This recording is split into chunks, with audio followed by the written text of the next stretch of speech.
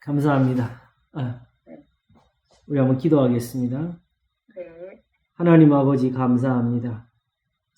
오늘도 주님의 은혜를 얻는 시간을 갖고자 합니다. 우리의 유익함은 하나님의 선하심을 보는 것이니까 주님이 이 시간도 도우소서. 감사하고 예수님 이름으로 기도하옵나이다. 아멘.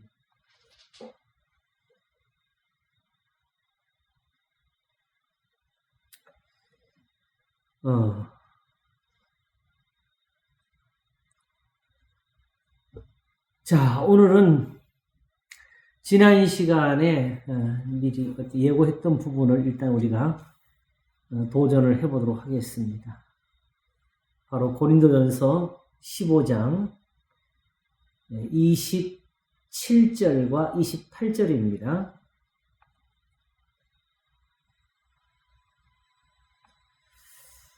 주여, 이 어떤 면에서 진짜 어려운 것일 수가 있는데, 막상 그림을 그리면서 뭘 정리하려고 그래도 딱 잘 잡히지가 않는 부분에 속해요. 그래도 지금까지 우리가 얻은 것 가운데서 설명할 수 있는 부분을 가질 수 있다면 무엇보다도 성경을 이해하는 데 도움이 될 것이고 우리의 신앙을 건전하게 지키는 데 도움이 될 줄로 압니다. 그렇죠? 우리는 그냥 목사님 21절? 27절. 27절. 네, 고린도 15장 27절과 28절.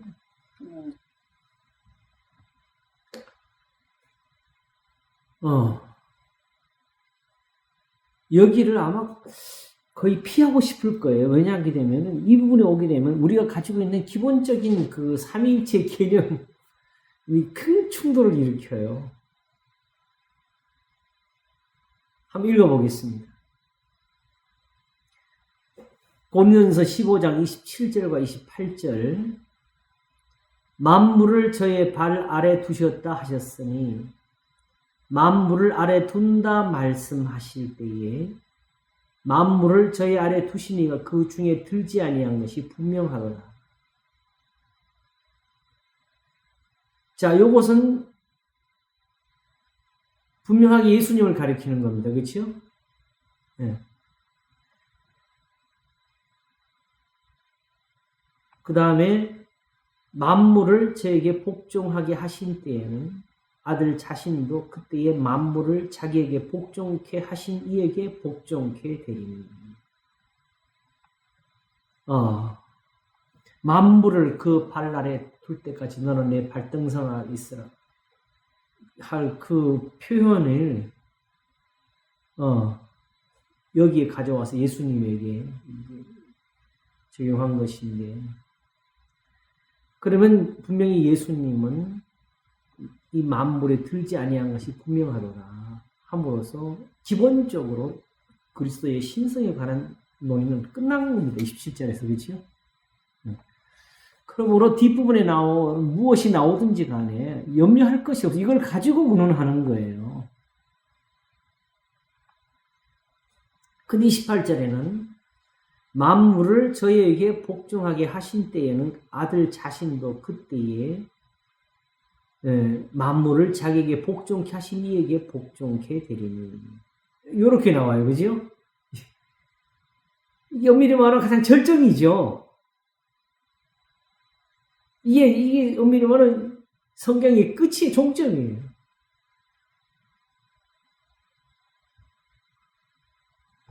계시록의 끝이고 창조의 끝이고 하나님의 통치의 끝이고, 물론 그 다음에도 계속 통치죠. 그래서 성경에서 말하는 통치는 조금 다른 의미가 있어가지고, 만물을 저의 발 아래 복종하게 하신 때에는 바로 27절에 만물에 들지 아니하신 분이지, 만물 위에 계신 분이죠. 이 하나님의 아들도, 아들 자신도 그때는 만물을 자기에게 복종케 하신 이에게 복종케 되리니. 자, 이게 우리 인간의 생각을 한번 돌아봅시다. 이게 가능하겠어요? 나도 하나님인데. 우선 내가 못 참아.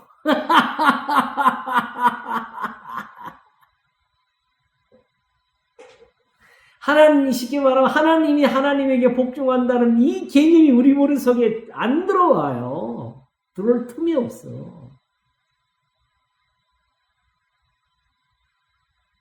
근데 문제는 말이죠. 이게 안 들어오면 모든 성경이 안 들어오는 거예요, 지금. 왜냐하면 예수님은 이 예수님이거든. 이걸 받아들이지 못하면 예수님이 하신 모든 행동이 다 우리한테 부딪히는 행동이 돼요, 결국은. 그리고 심지어 고린도 15장 자체도 엄밀히 말하면 이렇게 들어가게 되면 우리한테 부딪힘이 돼요. 심지어 어떤 보수적인, 정말 내가 볼 때는 존경을 받아야 될 뿐인데 불구하고 그 보수적인데 거기서 헤어나지 못해가지고 하는 말이 막 바울을 막 욕해요. 바울 같은 게 있어가지고 하면서.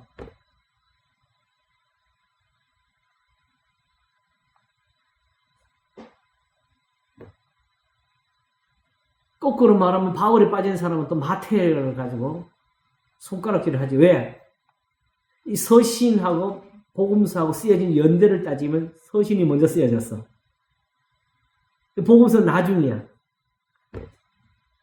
그러니까 또 마태복음에서 걸리는 부분이 있으니까 마태복음은 바울보다 나중에 써진 건데 이 교회의 기초를 딴 거는 바울이다 이거지.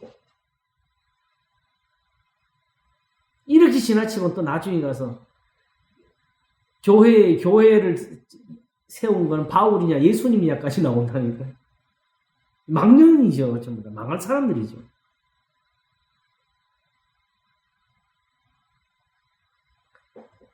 결국은 성경은 어느 한 곳에 가서 부딪힐 때 사실은 모든 것에서 부딪힌 거예요. 이게 들어오지를 못하면 다른 성경이 못 들어오는 겁니다. 사실은. 왜냐하면 이걸 내가 지난번에 그랬잖아. 고린도 15장에서는 어느 구절을 보든지 1절과 2절을 가리키고 있고 그 1절과 2절은 고린도서 1장부터 14장까지 기록을 다 두고 있는 것이고 그리고 엄밀히 말하면 이것이 이렇게 믿어야 되는 이유가 이것이 성경대로라는 것이고 모든 성경이 여기 들어가 있는 거죠. 이렇게 쓰여지게 된 이유가 바로 이런 것이 있기 때문에 이렇게 쓰여지는 거예요.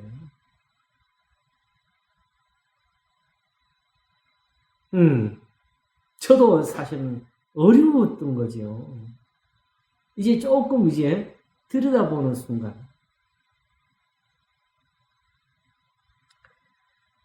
자, 우선 28절 초반을 다시 한번 읽겠습니다. 만물을 저에게 복종하게 하신 때에는 아들 자신도 그때의 만물을 자기에게 복종케 하신 이에게. 여기도 중요한 게 있어. 자, 만물을 저에게 복종하게 하신 때에는 그랬죠?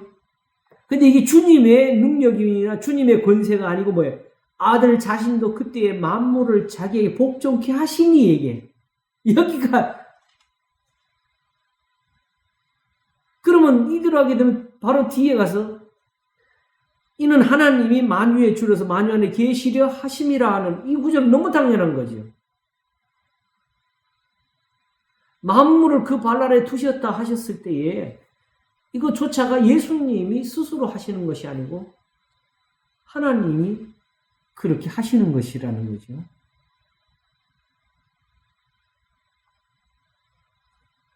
우리는 심지어 지금 성령을 완전히 곡해해가지고 이제는 성부와 성자는 상관없이 성령 시대라고까지 하는 사람들이 허다하게 많은데 이 사람들은 내가 볼 때는 이단이에요. 이미 이단이에요, 이거는. 왜냐하면 역사적으로 삼위일체에서 이건 이단이었거든. 삼위일체 자체를 공부해봐야 돼. 삼위일체가 어떻게 공부해야 되냐? 삼위일체가 어떻게 시작을 했는지 보면 돼. 그러면 시작이 이단에서 시작했는데 그 이단에 관한 해석을 지금 수다하게 써도 그걸 모르고 지금 그걸 삼위일체를 거기다 적용한다고. 논리적으로, 합리적으로 자기가 가진 신적인 개념에 의해 가지고 풀이를 하려니까. 안 맞으니까. 그거부터 정리를 해야 돼요. 그래야 사도 바울이 말한 것처럼 이 세상 신이 믿는 자들의 마음을 혼미케 했다는 거기서 빠져나올 수가 있어요. 지금 내가 영접하고 내가 섬기고 내가 기도하고 내가 예배를 드리고 있는 분이 세상 신인지 정말 성경에 있는 하나님인지 우리가 만들어내고 해석해서 세상적으로 이해한 예수님인지 성경이 지금 말씀하고 이 예수님인지 만물을 저에게 복종하게 하실 때는 아들 자신도 그때에 만물을 자기에게 복종케 하신 이에게 복종케 되리니 이 예수님을 만나 이 예수님을 찾지 못하면 지금 우리 예수님 못 만난 거예요. 내가 볼 때. 이것 때문에 우리가 성경에서 지금 사실은 이렇게 헤매고 있는 거예요. 성경은 지금 이걸 말하고 있는 거예요. 모든 곳에서. 왜 그러냐? 바로 뒤에 나오잖아. 이는 이렇게 하는 것이 뭐냐 하게 되면 하나님이 만유의 주가 되시는 거야. 그러면 만물을 창조하실 때부터 세상을 보존하시고 다스리시는 모든 과정 속에 뭐가 들어가 있어요? 이는 하나님이 만유의 주로서 만유 안에 계시려 하심이라는 거죠.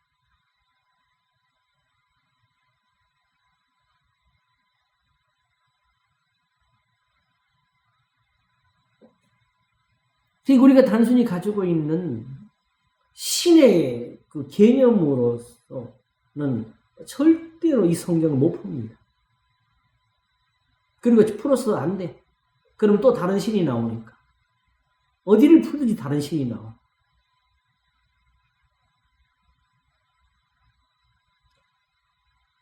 제가 그 노회, 정기노회가 모였을 때 어떤 성찬 예식을 집례하는 목사님의 설교를 잊지 않고 있는데 그때 한 장로님, 목사님들을 모여가지고 거기 한 120여 명이 훨씬 넘는 장소였는데 그때 그분이 뭐라고 하냐면 지금 이 순간 우리의 가슴을 열어보면은 예수님의 종류나 숫자가 여기 앉아있는 사람들 가슴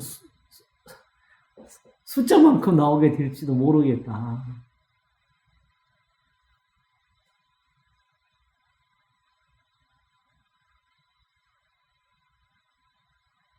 그러니 사실은 뭐 지금 나는 어느 교단에 속했다 이게 문제가 아니잖아요. 지금 본질에서부터 그리고 이제 눈을 떠서 성경의 말씀을 듣고 보니까 사실은 교리는 지금까지 우리가 지금 그동안 지켜오고 교리는 건전해요.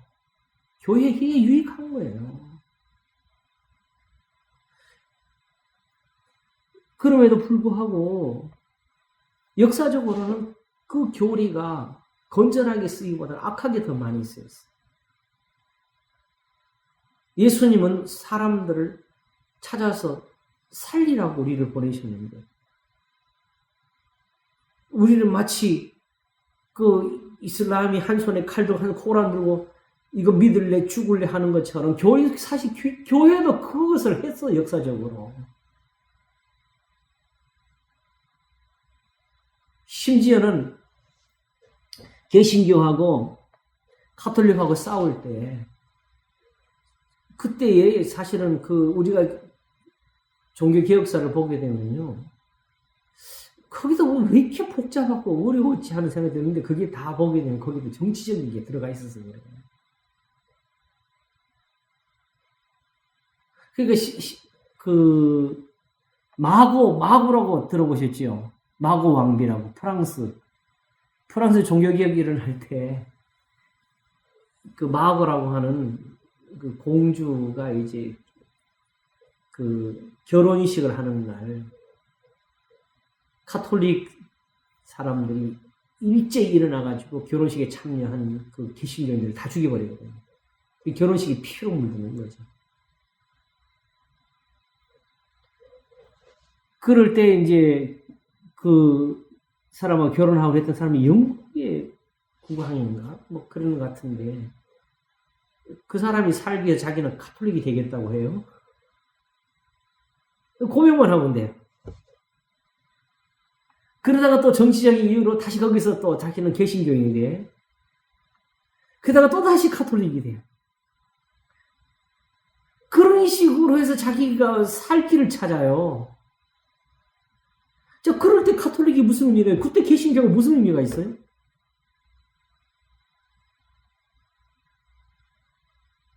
그런 식으로 어떤 교리가 받아들여지고 그게 고백으로서 그 사람이 인정을 받는다면 그 교리가 무슨 의미가 있어요? 나는 그걸 받겠다. 그게 신앙인가? 하하하, 진짜 웃기는 일이지. 그랬으면 하나님께서 예수님을 십자가에 못 박기 전에 예수님이 게세마네 기도하실 때 하늘에서 12정도 되는 천사를 보내서 다 죽여버렸어야지.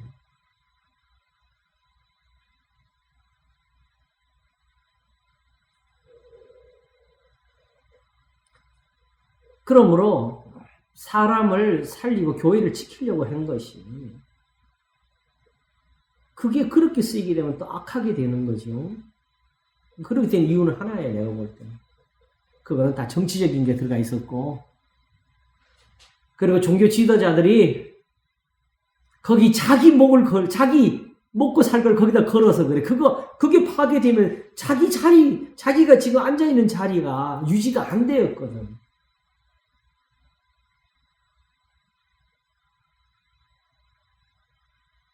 참으로 경건했으면 하나님이 두려워서 그 일을 못했죠.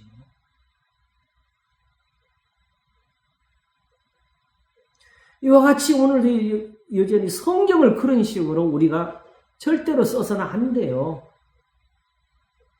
뭔가 어떤 문제 해결에 답을 얻기 위해서 성경을 이용하면 안 됩니다. 오직 이것은 전하라 하시는 그 복음입니다. 그래서 바울이 내가 너에게 전한 복음을 너희로 알게 하노니 하면서 이걸 적었잖아요. 그렇죠? 고린도전서가 복음이에요. 복음. 1장에서 세례의 문제를 가지고 이 사람들하고 이제 이 논의를 시작할 때 주님이 하나님 나를 보내신 건 세례를 주려고 하신 것이 아니고 복음을 전하라고 하신 것이라 그랬어요. 근데 그 복음을 전하게 한 이유가 뭐냐면 그리스도의 십자가가 헛되지 않게 하려고 합니다. 그랬어요. 그럼 우리는 복음을 그냥 예수 십자가로 다 풀어버려. 그걸 전복을 시켜버렸는데 십자가가 헛되지 않도록 전한 하나님의 말씀이에요. 그래서 그걸 2장에 받아가지고 예수 그리스도의 십자가 못 박힌 거면 도무지 아무것도 알지 않기로 너희를 작정했다 그랬는데 그리스도가 십자가 못 박힌 그것이 다 뭐냐? 이 고린도전서가 그거예요. 이 자체가 바로 예수님의 십자가 못 박히신 거예요. 이걸 위해서 죽으신 거예요. 왜? 이렇게 믿으면 다 구원이 되도록. 이렇게 믿으면 죄사함이 나오도록. 항상 설교를 하고 나면은 항상 부족함이 나오는데 아침에도 정말 정신없이 설교하는 거예요. 왜냐하기 때문에 그 짧은 시간에 우리 노인들이 앉아있는 이 자리에서 그 설교를 해준다는 게 제정신이 아니에요, 저도. 그래서 강단에 앞에 마지막 설 때까지 일주일 동안에 막 묵상하고 했던 것들이 그 시간까지도 막 혼돈이야. 어떻게 풀어야 될지, 어떻게 시작해야 될지. 그런 속에서 했는데 오늘 특별히 그 33절과 34절 했잖아요. 그죠? 속지 말 악한 동무들은 선한 행실을 더럽히나니 여기에서 얻은 그 힌트가 오늘 설교에 초점이 된 거예요. 왜 이렇게 썼느냐? 행실이라는 것이 왜 필요하냐? 성경에서 더럽힌다는 것은 무엇을 가리키느냐? 옷을 말하는 거지, 원래. 그치요? 바로 제사장들의 옷. 그것이 왜 더럽히면 안 되느냐? 그것이 더럽혀지면 제사가 끝나요. 제사가 끝나면 예배가 끝난 거고, 예배가 끝나면 기도가 막힌 거고. 그럼 여기서 분명히 말씀하시는 것은 이 고린도전서로 말하면 1장에서부터 14장까지 오도록 지금 이 15장을 쓰고 있는 이유는 하나님 앞에서 이렇게 해서 우리의 예배가 이루도록 하는 것이고, 이렇게 해서 구원이 이루도록 하는 것이고, 이렇게 해서 부활에 함께 이루도록 하는 것이고, 따라서 이것이 바로 우리가 얻는 구원이니까 이 모든 것을 여기에 들어가도록 우리를 인도하는 이 모든 것이 선한 행실이 되는 거예요. 선한 행실은 우리가 흔히 말하는 윤리적, 도덕적인 차원에서 말하는 것이 아니고 하나님 앞에서 구원에 이르도록 하는 모든 것이 다 선한 행실이 되는데, 구약에 가게 되면 레위기에 기록된 모든 말씀 하나하나가 다 선한 것이 돼요. 거기 있는 게 다 구원이 되는 거예요. 거기 있는 게 다 어떤 점에 구원이 되느냐? 바로 양과 소의 피 하나. 거기 기록된 대로 하지 않으면 다 악한 거예요. 우리가 흔히 말하는 윤리와 도덕을 떠나서도 거기서 충분히 배울 수 있는데, 제사를 드리는데 거기에 있는 것을 하나를 놓치게 되면 그게 악이고 그게 죄가 돼가지고 하나님 앞에서 벌을 받고 죽었어요. 그래서 흠이 없게라는 표현을 쓰는 거예요. 윤리적으로 완전하냐를 따지는 문제가 아니었어요. 그래서 그 레위기를 들고 고민하면서 어떻게 이걸 잘 지키지, 어떻게 해서 이거 흠이 없게 하지, 이 고민을 하면 오히려 죄가 돼. 거기 있는 대로 믿으면 돼. 거기 있는 글자대로 믿으면 돼. 행하면 돼. 레위기는 오히려 쉬워. 그래서 구체적으로 그만큼 예배를 가르쳐 주신 부분이 없어요. 성경에서. 우리의 예배는 너무 희미해서 같은 개신교를 하도 교회마다 드리는 예배마다 모양이 다르고 방식이 달라지고, 우리는 엄밀히 말하면 규례가 없어. 무법자들이야. 겁도 없지. 우리는 지금 엄밀히 구약시대 같아서 우리가 이 몸이 죽고 골백 번 죽어가면서 살았을 텐데. 그래, 이 예배가 얼마나 감사한 겁니까? 이런 것이 예배가 될 수 있다는 것이 바로 뭐냐면, 이게 바로 선한 행실을 더럽히지 않게 하시는 하나님의 이 은혜지요. 다시 말하면 이 고린도전서가 부정한 옷이 더럽혀지고 제사장의 옷이 더럽혀지는 것처럼 여기 있는 이 진리가 여기 기록된 대로 믿어지지 않으면 안 된다는 것을 가르치는 거죠. 그러므로 이게 바로 뭐냐면 우리한테 옷이야. 성도들의 옷이야. 제사장의 옷이야. 이게 바로 우리 하나님 앞에 성전에 들어가는 제사장의 가치의 유혹이에요. 이 고린도전서. 모든 성경이.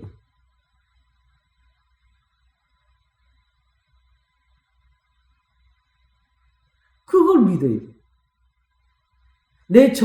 내가 아침에 그 이야기를 했거든요.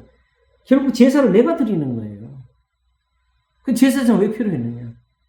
거기에 교훈을 더하신 거죠. 왜냐하면 지금은 우리한테 다 제사장이 되라고 하잖아요. 원래는 이거였거든. 다만 사람들이 하나님 앞에 드려진 구약의 제사는 특별히 보게 되면, 전에 몇 번 설명했지만 그 자체를 보게 되면 너무 피력한 거거든요. 제일 소중한 것은 교훈이 거기에 더해지는 게 필요해서 그랬어. 하나님의 법도대로 제사장이 비록 제사 자체만 하더라도 하나님의 법대로 이 규례대로 하는 게 중요하다는 걸 배워주는 거죠. 더하지도 말고 덜하지도 말고. 레위기의 제사를 드리면서 사실은 거기다 내가 정성을 넣어야 하는 순간부터 그 제사가 더럽혀지는 거예요. 그래서 오늘 우리 성도들한테는 가장 쉬운 표현을 썼어. 제일 중요한 건 믿음이라고. 여기는 글자대로 믿는 거라고. 믿으면은 죄가 사해진다. 그 레위기가 굉장한 거지, 그지? 여기 보면.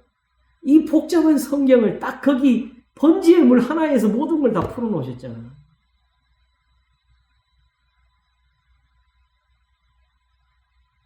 정확히 따지면은, 어떤 우리가 유리적인 무게에서 한번 따져봅시다. 그 번지의 물하고 세상에서 말하는 착한 일 하는 거고, 어느 게 더 무거워야 돼. 내 부모를 공경하다가 당연히 더 무거워야지. 안 그래요? 근데 그 범한 죄를 번제와 속죄죄로 깨끗하게 했다고. 그러니 그 말씀이 얼마나 무게가 큰 거예요. 거기서 성경을 배워야지. 그래서 이걸 그냥 단순히 유대적인 면에서 착한 일을 말한 것이 아니라 여기 있는 계명대로 여기 기록된 교훈대로 지키는 거. 바울이 내가 너에게 전한 말을 굳게 지키고 헛되이 믿지 않고 구원을 얻으리니 하는 이 부분에서 이 성경이 바로 선하다는 표현을 쓰게 된 거예요. 이게 선한 것이. 선한 행실은 왜 필요하냐? 이게 바로 제사장이 있는 옷처럼 성전에 들어가는 의복이다. 그래서 에베소서 4장에서도 그리스도로 옷 입었다는 표현을 썼고요. 골로새서도 그랬고, 그리고 계시록에서는 마지막 성도들에게 선한 행실로 인해서 흰옷을 입게 하셨다고 그러지요. 그리고 고린도후서 5장에서는 새 사람을 입었다고.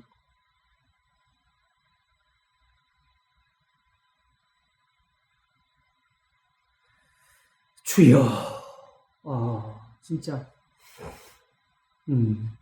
정말 두려워하여야 주를 두려워하여야 할 만큼 두려워할 자가 누가 있나 하는 그 표현이 맞아요. 도저히 느낄 수도 없네요. 말로 이게 다 표현이 안 돼요. 이 두려움 데서 우리는 두려움을 느끼지 못하고 하나님을 경외하면서 사네.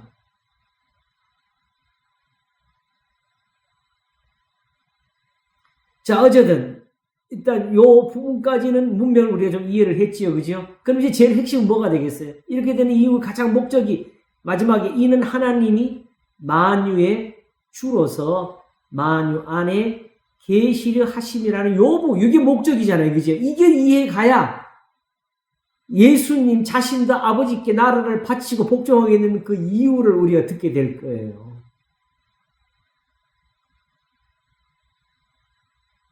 자, 이 부분을 풀기 위해서 우리가 흔히 신학적으로 가지고 있는 제목을 먼저 붙여서 제가 시작을 했습니다.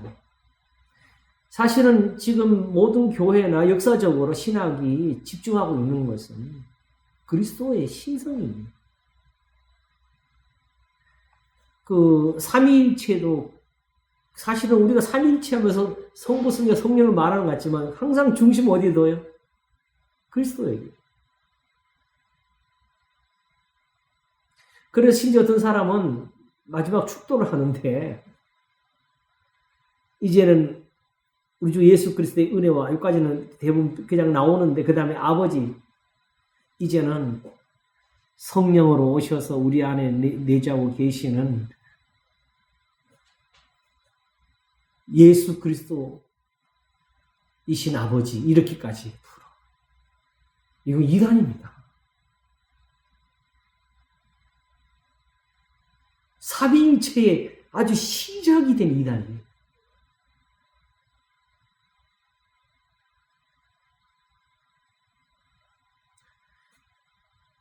제일 삼위일체에 대해서 사실은 이런 교리를 만들게 된 이단의 시작은 우리가 네스토리우스 학파라고 그러죠. 바로 성부와 성자와 성령을 하나로 보는 거예요. 그래서 아버지가 아들로 왔다가 다시 하나로 올라갔다가 성령으로 오셨다. 요 교리가 삼위일체의 이단이라고. 이렇게 해석한 사람은 다 자기가 지금 이단에 묻혀 빠졌다는 사실을 알고 빠져나와야 돼. 역사적인 이단이에요. 역사적인. 삼위일체 교리를 만들게 만든 그 식의 원흉이에요, 원흉. 그것 때문에 이 삼위일체라는 교리가 나왔다. 그래서 거기서 우선 100년 동안 사실은 테르툴리누스를 같은 그런 사람들 핍박해가지고 그분들이 거기서 사실은 목숨 걸고 싸워가지고 삼위는 각각 계신다를 먼저 정한 게 삼위일체죠. 그러므로 우선 각각 계신다부터 놓고 그 다음 문제를 생각해요. 이것이 무너진 사람들은 아예 삼위일체를 논할 자격이 없어.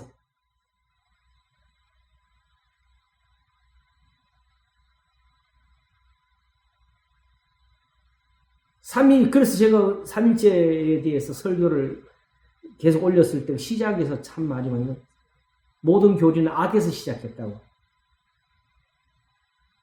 성경이 말씀하지 아니한 것을 스스로 생각을 하고 적용을 하게 된 이유가 이미 머릿속에서 자기 합리가 나오는 거예요. 세상적인 것으로 이해가 안 되니까 그렇게 맞추기 시작하는 거지. 모든 교리의 시작은 그렇게 시작했어요. 그러다 보니까 성경에 또 그 답이 없어, 구체적으로. 그러니까 계속 거기에 답을 맞추기 위해서 또 무리를 하게 돼. 그 다음 또 다시 더 큰 오류가 나오게 되고. 그러니까 아직까지도 끝나지 않은 논쟁 속에 있는 게 이 교리들이에요.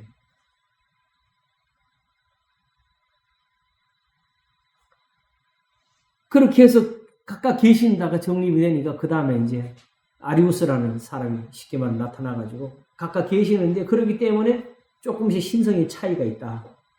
요걸 말하게 된 거죠. 왜냐하면 하나님은 한 분이셔야 되니까. 여전히 하나님 한 분이 거기에 초점이 이게 문제가 되는 거예요. 이걸 잘못 이해한 거죠. 오늘 거기 초점이 여기에 이는 하나님 만유주에서 만유안에 계시라시면 여기에 지금 딱 맞아 떨어지고 있죠. 근데 이렇게 하기 위해서 아들이 아버지에게 복종하게 되는데 우리는 그걸 못 참아. 그리고 항상 보기에는 아버지께 기도해. 그리고 예수님께는 직접 기도 안 하느라 예수님 이름으로 기도해. 성경은 우리가 뭐 성령 이름으로 기도하는 것도 없고 성령 기도하는 것이 그걸 또 못 참아서 성령님께도 기도해야 하고. 근데 그 말은 사실 이단에 속한다는 걸 아무도 몰라.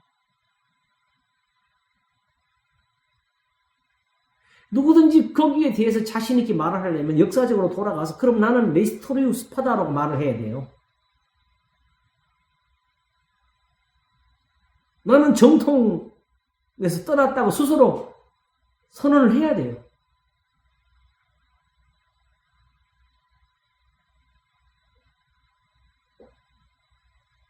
그것도 모르고 거꾸로 또 이런 걸 가르치는 신학자들은 교수들을 또 핍박을 해대고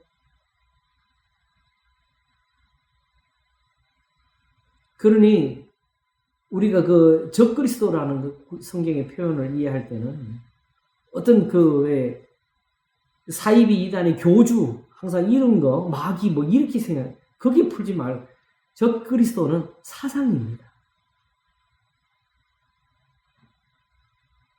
바로 이렇게 예수님이 이렇게 만물을 저에게 복종하게 하실 때 아들 자신도 그때의 원문에서 복종하게 하시는 복종이 되리니 하는 이 예수님에게 아니라는 모든 게 다 적그리스도지. 결국 사도 바울은 왜 이 말을 이렇게 했어요? 결국 그러므로 고린도전서가 진리다. 이게 성경 왜 이게 진리냐? 성경대로니까 이 말을 여기다 이렇게 쓴 거거든요. 그러므로 어디서든지 아까부터 이 말했는데 성경에서 부딪힘이 나오는 사람들은 어디서 부딪힌 거예요? 이렇게 예수님에게 부딪힌 거예요. 쉽게 말하면 예수님이 부딪혔다는 말은 뭐예요? 하나님께 부딪혀. 하나님 왜 이래? 이런 게 나오는 거지.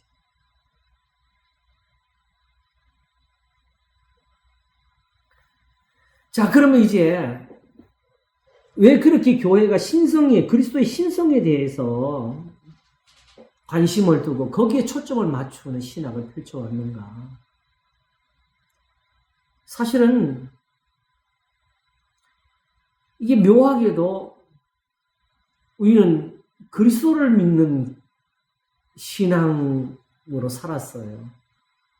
그냥 하나님 믿은 것이 그리스도를 영접하고 그리스도를 믿고 또 그리스도는 우리를 위해 십자가를 못 박혀 주시고 그리스도는 부활하시고 하늘로 올리셨고 또 역사적으로 다시 오시게 되고 모든 것이 그래서 결국은 이 모든 속에서 우리의 초점을 둔 것을 가장 적나라하게 표현해 준 게 사도신경 아닙니까? 사도신경의 퍼센트를 보세요. 전부 다 뭐예요? 예수님이지. 2000년 동안에 싸운 거는 예수님에 대해서 싸운 거예요. 근데 심지어 지금은 사도신경을 새로 번역하는 사람들이 나와. 단순하게 단어적으로 어려운 것을 말하면 그건 내가 말 안 하겠는데 내가 재밌는 글을 하나 읽은 게 있는데 언젠가 우리 아들이 보여주더라고. 이제 성경이 지금 현실적으로 어느 나라에 있든 어디에 있든지 간에 다 번역된 성경을 보고 자기 말로 번역된 성경을 보는 거예요. 특별히 한국의 개혁 성경에 대해서 대단한 공격을 가하는 사람들이 많다는 거예요. 왜? 이 개혁 성경을 못 고치면은 한국에 있는 이 보수적인 교회를 못 고친다는 거야.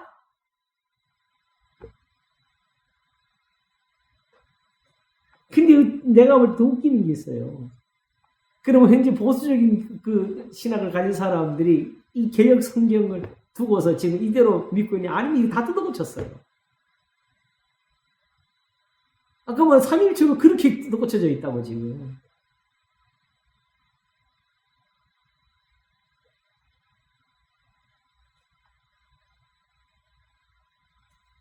그리고 그러면서 또 다리서 어디서 또 나름대로 또 자기가 번역 하나 하겠다고 막 나서 성경 번역한다는 건 대단한 거지. 왜냐하면 그건 언어 실력이 갖춰져야 되니까. 그러나 내가 가진 이 언어 실력이 제일 낮다는 그 보증을 가져오기 전에는 성경 번역하면 안 돼요. 그리고 현실적으로 현재 원어를 배운 사람들은 그야말로 현재 히브리어를 배우는 거지.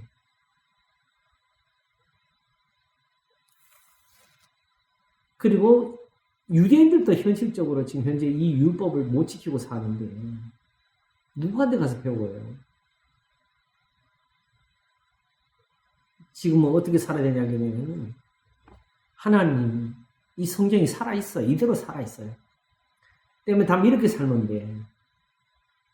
마치 영어를 하나도 모르는 사람이 어떡하다 보니까 미국에 가서 이민 갔거나 흘러 가서 요즘 말하면 뭐냐게 되면 몰래 들어가는 사람들, 멕시코인에 들어가고 쿠바인에 들어가는 것처럼 어떻게 하다 보니까 그 미국에 들어가 살게 됐는데 말을 하나도 모르는 그런 상황이 된 거죠.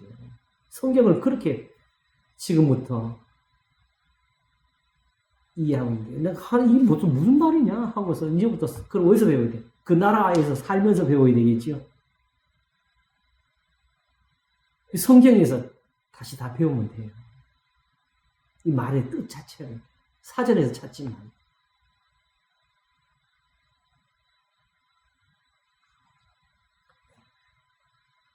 그래도 아주 완전한 건 아니지만 그래도 거기서 그래도 우리가 배운 것이 지금 이만큼 알게 된 거잖아요. 자, 그러므로 중요한 거. 그리스도의 신성이라는 요 문제가 매우 교회에서는 예민한 거예요. 자, 그러면 여기서 내가 신성이라는 것이 뭘 가리키는 것이냐? 여기서부터 제가 한번 따져봤어요.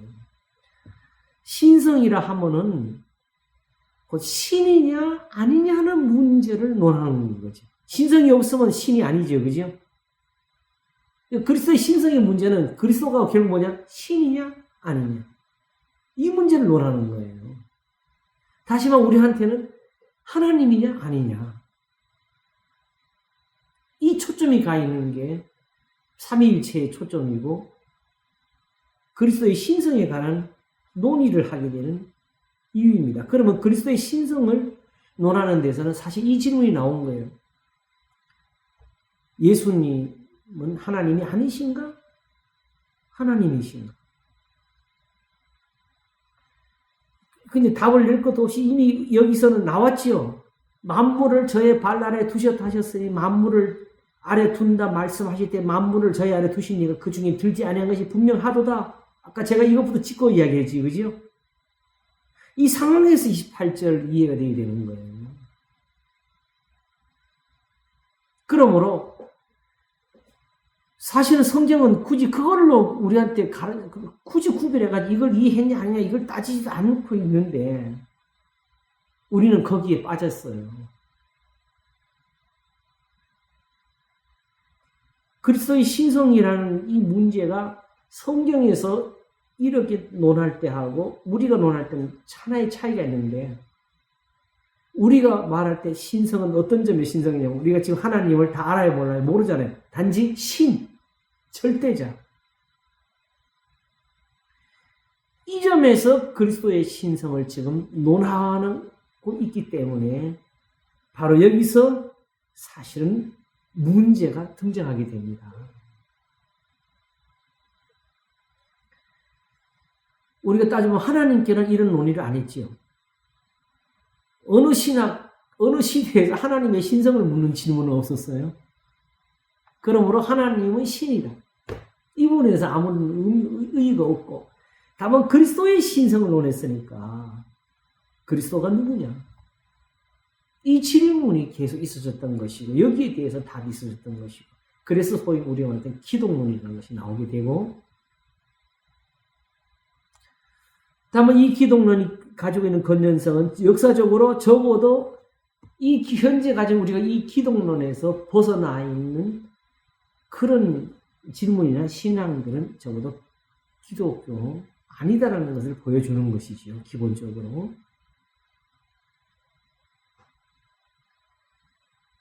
자, 요 상태를 놓고서 그러면 이제 우선 성경에서 예수님에 관해서 뭐라고 말씀하시는지 우리가 먼저 한번 들여다보겠습니다. 예수님이 친히 물으신 것이 있죠. 너희는 나를 누구라 하느냐. 마태복음 16장 15절이죠. 그때 16장 16절이 주는 그리스도시요 살아계신 하나님의 아들이시니다라는 이 유명한 고백이 이제 교회에 아주 그냥 뭐랄까 생명 같은 고백이 들어가 있죠. 그리스도이시고 살아계신 하나님의 아들이시고 이게 왜 중요하냐? 예수님이 이걸 칭찬하셨어요. 바요나 시몬아 내가 복이 있도다. 이를 내게 알게 하시는 혈육이 아닌 하늘에 계신 내 아버지시니.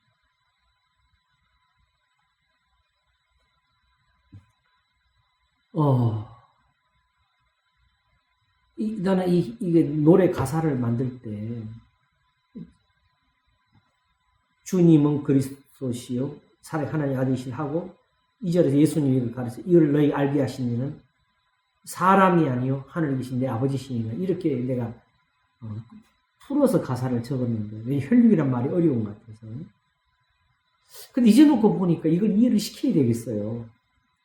영어 성경으로 번역된 거기 때문에 그대로 블러드 앤 플래시야. 그냥 피와 살이야.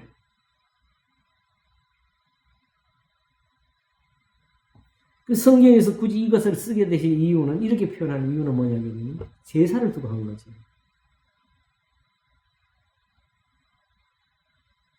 네가 지금 성전에 가서 배운 것이 아니다. 저 제사장한테 배운 것이 아니고 제단에서 배운 것이 아니고 오직 하늘에 계신 내 아버지께 알게 하신 거예요. 예수님 이 말씀하실 때는 하나님의 말씀대로 살면서 배운 거라는 뜻이지. 그런데 그걸 예수님에게 와서 말할 때는 이미 베드로가 살면서 하나님 말씀을 그 경험을 가졌다는 뜻을 말하는 거예요. 그래서 요한복음 6장에서 모든 사람이 예수님을 떠날 때 너희도 가려느냐 하니까 베드로가 대답하기를 주여 영생의 말씀이 계시니 우리가 니게로 가오리까. 성경이 영생의 말씀인지 어떻게 알았어요? 다른 사람들은 듣고도 모르는 거예요. 베드로는 이미 믿고 알았대. 믿고 알았습니다. 믿었다는 말은 아멘 하니까 알았다는 뜻이에요. 믿었다는 말은 그것을 행했다는 뜻이고 지켰다는 뜻이고 그래서 그게 참이라는 걸 알았다는 뜻이고 거기서 구원이 있다는 걸 배웠다는 뜻이고 바로 고린도 15장이 말하는 것처럼 헛되이 믿지 않아서 구원을 얻었으리.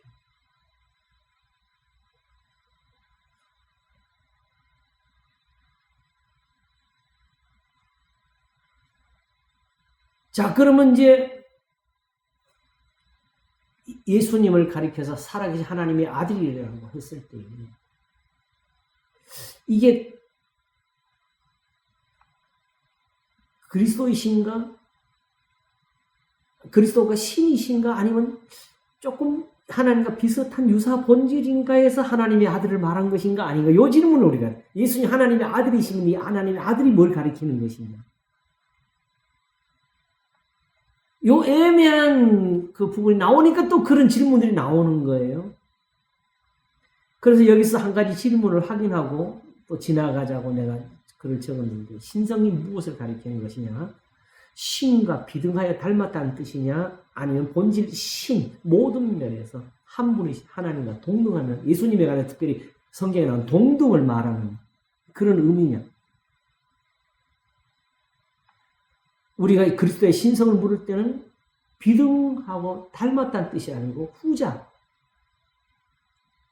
그냥 하나님이시다는 표현을 쓴 거예요.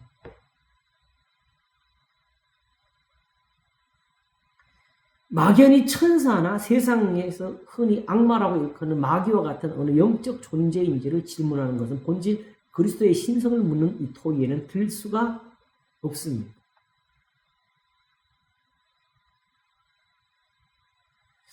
우리가 오늘 사실은 거의 그냥 이 정도 박사과정의 어떤 그 논문을 연구하는 것 같아요.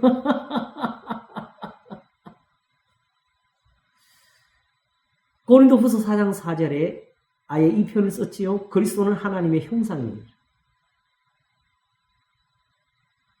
그래서 알고 보니까 빌립보서 2장 6절에도 그는 근본 하나님의 본체시나라는 표현을 썼어요. 그렇죠?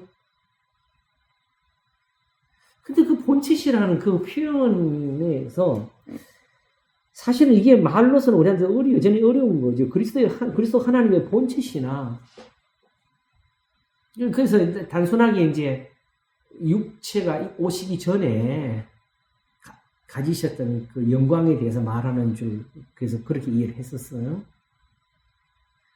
그러나 요한복음이 이제 우리한테 보여주시는 것은 어느 때는 하나님을 본 사람이 없으되 아버지 품속에 계신 독생자 하나 나타내셨는데 했을 때 예수님의 그 육체로 계신 모습 그 자체를 그냥 그대로 두고 그걸 하나님의 형상이라고 하고 하나님의 본체라고 하시는 거예요. 거기까지. 그 부분을 이제 사실 어느 정도 우리가 풀었어요. 오늘 하면서 좀 더 정리해야 될 것 같은데. 그래서 이런 분이 오셔서 종의 형체를 가지고 사람의 모습이 되셨다. 그러므로 예수님이 그 본체에서의 어떤 권위나 지위를 잃어버린 것이냐? 그러면 신학적으로 매우 큰 일이 벌어집니다. 어떤 분은 또 마태복음 2사장에서 뭔가 좀 이해할 수 없는 말을 들었지요. 그날과 그때 예수 오실 때는 아들도 모르고 천사들도 모르고 아들도 모르고 아버지만 아신다. 이게 또 가능하냐는 거야. 하늘에서 이제는 예수 하늘이 계시니까 하늘에서 아버지하고 아들하고 사이가 이렇게 불통이면 이게 또 문제가 크지 않겠어요? 우리 생각에. 그러니까 이분 신학자였어요. 내가 신대원에 있을 때 있던 교수인데 자기 생각을 대뜸 넣더라고요. 그러니까 육체에 있을 때 한계점이 아니었겠냐. 그러면 큰 거예요. 그러면 예수님이 육체로 계실 때는 불완전한 이런 말을 함부로 해요. 그래서 조직신학이 필요한 거야.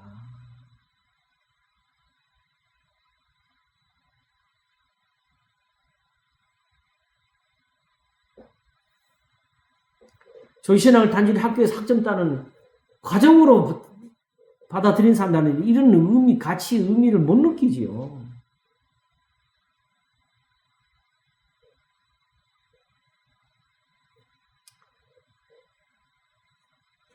항상 하나님의 은혜에서 말을 소금으로 고른 게 같이 하라고 고로새 4장에 말했잖아요. 그죠? 그와 같이 신학을 각각 또 다른 학문처럼 서로 조직신학은 조직신학, 성경신학, 성경신학, 역사신학, 역사신학 이런 식으로 또 자기 영역대로 또 사니까 이런 것에 대해서 서로 엄밀히 말하면 정확히 말해서 신학은 조직신학이 신학이에요. 거기에 신론이 있잖아요. 거기에 기독론이 있잖아요. 거기에 인재론이 있잖아요. 사실 이게 무너지면 다른 신학이 어떻게 존재를 해요? 이 바탕에서 모든 것들이 서야 되는 게 맞는 거지. 이 예수님, 이 하나님이 안 계시면 역사가, 기독교 교회사가 무슨 의미가 있어요?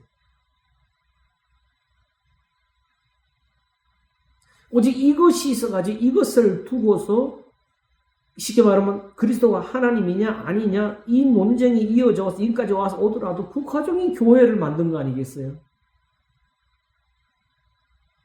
거기에서 역사적으로 이런 사람들이 있었다가 역사신학이 이제 할 일이고, 엄밀히 말하면 조유신학이 오히려 그 논의를 가지고 하는 게 조유신학이 바른 거예요. 그 아까 말한 삼위일체론이 그냥 단순히 교리적인 이론만 가지고 하면 안 되고 그 역사를 가지고 이해를 하니까 바로 쉽잖아요.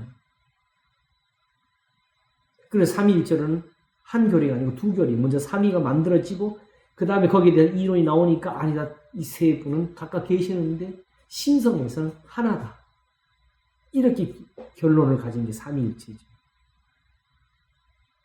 그 삼위일체도 이렇게 이해하지 못하면 다 이단이 되는 거예요.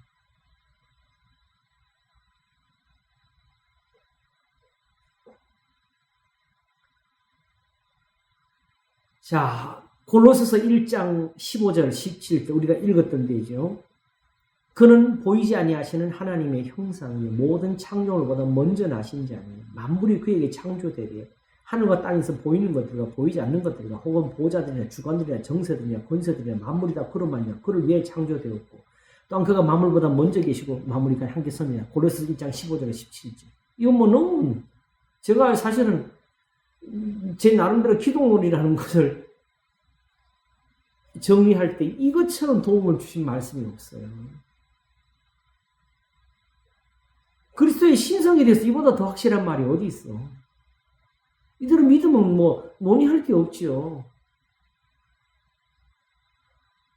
그러니까 나머지 이미 그리스도 아까 말한 것처럼 만물을 복종하게 했을 때 그 발 아래 들지 않은 그분이 거기 안 드는 게 분명하다는 이 바탕에서 모든 논의가 그냥 이루어지면 되는 건데 오직 신성 그러면 예수님 하나님 아니냐 아니냐 이것만 가지고 따지니까 근데 이렇게 따지는 분들은 이유가 있어요. 사실 이건 본질적으로 하나님께 대한 문제인데 하나님은 뭐 해야 돼요? 경배를 드려야지. 하나님은 뭐 해야 돼요? 가서 예배를 드리고 기도를 해야 되고 찬송을 불러드려야 되는 거예요. 너는 하나님 아버지만 하니까 예수님이 불편하실 것 같으니까 그걸 못 견디는 거지.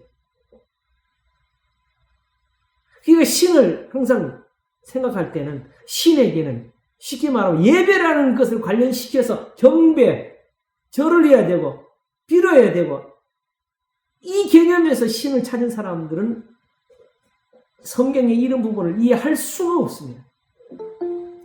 본질적으로 하나님이 이런 분이 아니시니까.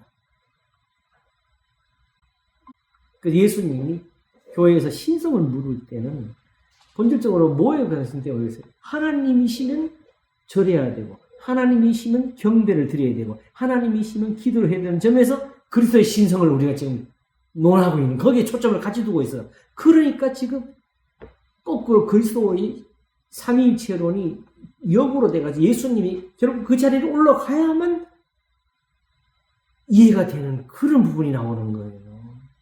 거기서 빠지면 혹시라도 우리가 경배에서 소홀해질까. 근데 여기 중요한 게 있어요. 하나님이 그걸 원해서 지금 이 신앙을 여신 것이냐? 노라는 거죠. 하나님이 원하시는 것은 나는 번제보다 자비를 원하노라예요.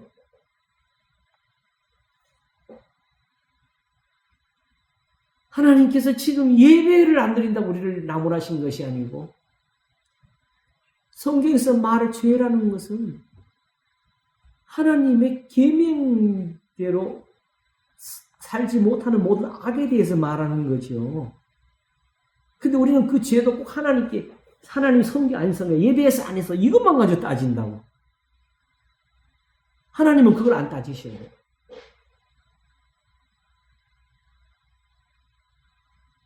왜냐? 하나님께는 그런 예배가 없거든. 오직 하나님께는 예배는 속지 말 악한 동무들은 선한 행실을 더럽히느냐는 이 예배가 있거든. 그러면 이걸 더럽히는 걸 하나님 노하시죠. 이 노하심 때문에 예루살렘이 멸망했잖아요. 이 노하심 때문에 2000년 동안 기독교 역사가 이렇게 굴곡이 생기고 짓밟히고 이런 역사가 만들어지게 된 거죠. 예루살렘이 빼앗긴 게 그렇게 우리한테는 사실 마음이 아프지요. 근데 그걸 이제 우리가 그걸 회복해야 될 사명을 가지고 있다면 하나님은 도대체 뭐 하시는 거예요? 천사들은 뭐 해요? 우리가 거짓말하는 거예요. 하나님의 능력을 왜곡하는 거지. 자, 천사하고 우리하고 능력으로 비교하면 누구 능력이 더 커요? 당연히 천사죠. 또 모든 천사를 합친 것보다 더 크신 분이 누구예요? 하나님 자신이죠. 근데 왜 하나님이 저걸 뺏기고 가만히 있어요?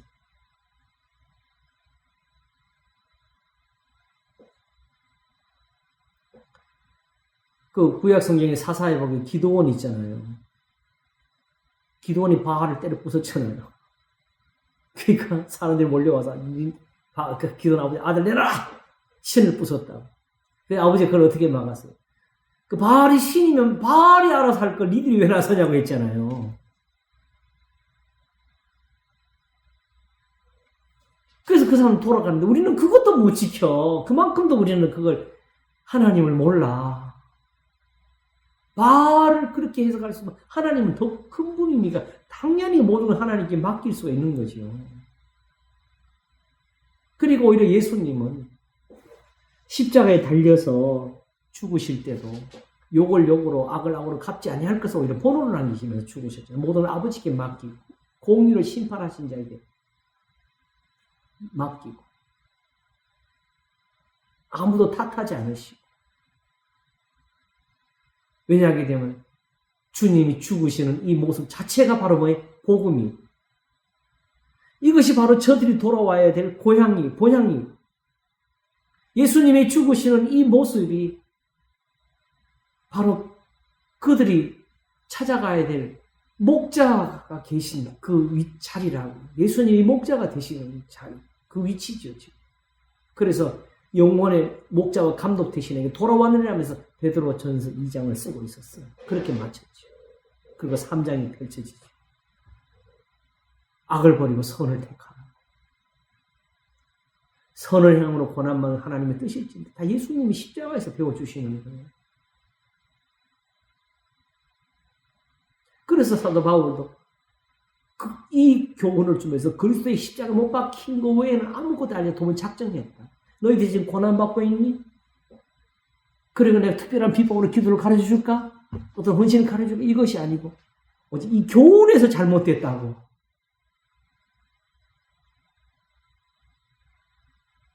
지금은 비상시기니까 좀 더 기도를 열심히 하라. 특별 기도를 해라. 철학을 해라. 금식을 해라를 가르치지 않고 오직 그리스도의 십자가 못 박힌 거. 이게 왜 중요하냐? 이렇게 못 박힘이 안 했으면 살아나심이 없었으니까.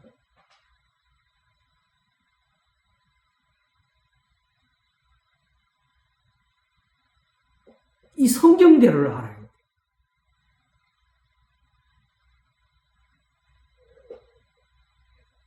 히브리서 1장에 또 중요한 적었어요. 옛적의 선지자들로 여러 부분과 여러 모양으로 우리 조상들에게 말씀하신 하나님이 이 모든 날 마지막에 아들로 우리에게 말씀하셨으니 이 아들을 만유 후사로 세우시고 또 저로 말미암아 모든 세계를 지으셨느니 하면서 3절에 이는 하나님의 영광의 광채시여 그 본체의 형상이시라 그 능력의 말씀으로 만물을 붙드시며 죄를 정직하게 일을 하시고 높은 곳에 위엄의 우편에 앉으셨느니 하면서 천사보다 비교가 안 된다. 천사. 그럼 거기서 천사를 낮추지요. 어느 천사에게 내가 너를 낳았다 했으며 저가 천사보다 얼마큼 뛰어나면 저희보다 더 아름다운 이름을 기업으로 얻으시며 하나님이 어느 천사 중 누구에게 내가 내 아들이라 오늘날 내가 너를 낳아타졌으니 이건 다윗에게 한 말이죠. 또다시 나는 그에게 아버지가 되고 내게 아들 되리라 하셨느냐. 또 마다들을 이끌어 세상에 다시 들어오게 하실 때에 하나님의 모든 천사가 저에게 경배할지도 말씀하시며 천사들을 관하여는 그의 천사들을 바람으로 그의 살찌를 불꽃으로 삼으시니라 하셨어요. 아들에 관하여는 하나님의 주의 보호자가 영영하며 주의 나라의 호는 공평한 호리니 내가 의를 사랑하고 불법을 미워하였으며 그러므로 하나님과 너희 하나님이 즐거움의 기름을 내게 부어 내 동료들과 성하게 하시도록 하였고 천사 중 어느에게 내가 내 원수로 내 발등상 되게 하기까지 우편에 앉아서 하셨느니라. 이제 좀 본질적 이 부분에서는 좀 정리하겠습니다. 다만 이제 그러면 예수님을 향해서 하나님의 아들이라 하셨을 때에 이 표현의 의미가 뭐냐 하게 되면 이 표현 자체가 요한복음 5장에 가게 되면 베데스다 목가에서 곧 38년 된 병자가 나음을 얻었잖아요. 그때 예수님이 안식일에 그 사람을 고쳤다고 예수님을 공격하니까 예수님이 내 아버지께서 이제까지 일하시면 나도 일한다 하시는 그 말에 이들이 하나님을 아버지라 부르면 자기가 그럼 하나님의 아들이냐? 그러면 자기와 하나님을 친아버지라 불렀으니까 자기와 하나님을 동등으로 삼았다. 그리고 뭐예요? 그럼 저도 하나님, 자기를 신이라고 했다.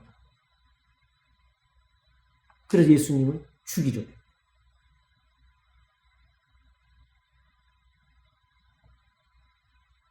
그래서 제가 오히려 이것 때문에 교회에서 아이들을 가르칠 때 푸는 게 있잖아요. 강아지는 개새끼, 송아지는 소새끼, 그럼 새끼는, 개새끼는 개가 아니냐, 소새끼는 소가 아니냐, 이게 다 개새끼라는 말은 저게 개라는 소리고, 소새끼라는 말은 저게 소라는 소리고. 특별히 어른들이 왜, 아이들이 너무 개구장이나 또는 말을 안 들을 때, 세 사람들 그 표현을 그대로 쓰요. 저게 사람 새끼냐 그러잖아요. 이게 사람이냐, 사람의 자식은 사람이에요. 다시 말하면 사람의 아들이면 사람이에요. 그러면 신의 아들이면 신이라는 뜻이죠.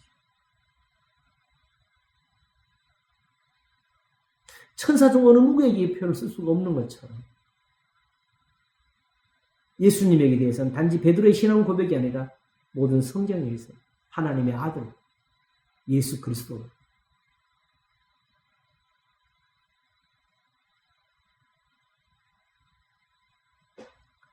그런데도 불구하고 예수님께서 이 표현을 어떻게 쓰셨냐게 되면은 바로 요한복음 10장 24절 39절 한번 거기 봐요. 24절부터 한번 보세요.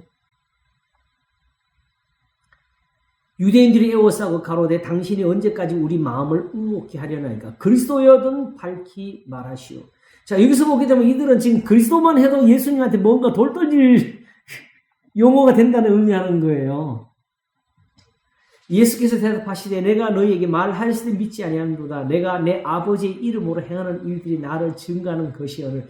예수님이 이 대답을 이미 이 사람들이 그리스도인을 할 때는 이 그리스도와 하나님을 지금 동격으로 삼고서 질문하는 걸 아시고 예수님은 또 이렇게 대답하시는 거지요. 내 양은 내 음성을 들으며 중요한 게 있어. 예수님의 양이냐 아니냐.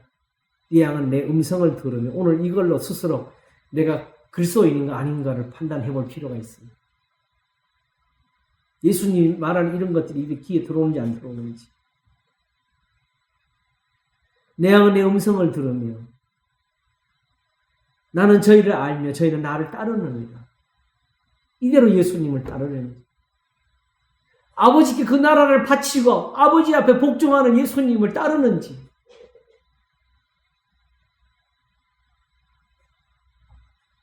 내가 저에게 영생을 주노니 영원히 멸망치 아니할 터에 또 저희를 내 손에서 빼앗을 자가 없느니라. 저희를 주신 내 아버지는 만유보다 크시매 아무도 아버지 손에서 빼앗을 수 없느니라 하시면서 나와 아버지는 하나입니다.